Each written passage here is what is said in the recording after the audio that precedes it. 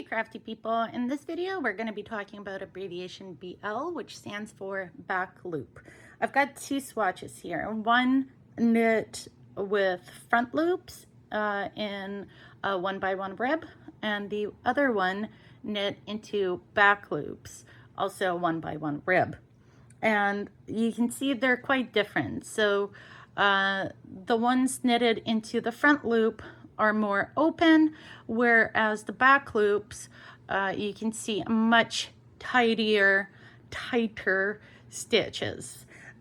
So when you knit regularly, which is through the front loop, you insert your needle into the loop in a spot that is closest to you, that's facing you. So for a knit, you insert it like this. Whoops, get my yarn into correct position. You insert it like this, and it leaves the stitch wide open. It doesn't twist it.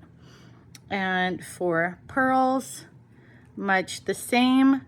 It leaves the stitch open. It doesn't twist it. Whereas when you're knitting through a back loop, it twists the stitch, and I'm going to show you exactly what I mean.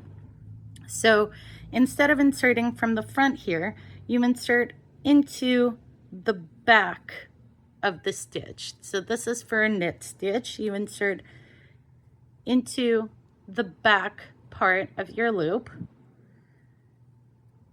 and what it does is it pulls this front portion of the loop from the right side to the left side. It twists it. You can see here how it gets twisted. And then if you're purling, it's a little trickier. So you go from the back into the stitch like that, and then you purl. And it also does that twisting action, and it twists your stitches. So once again, into the back,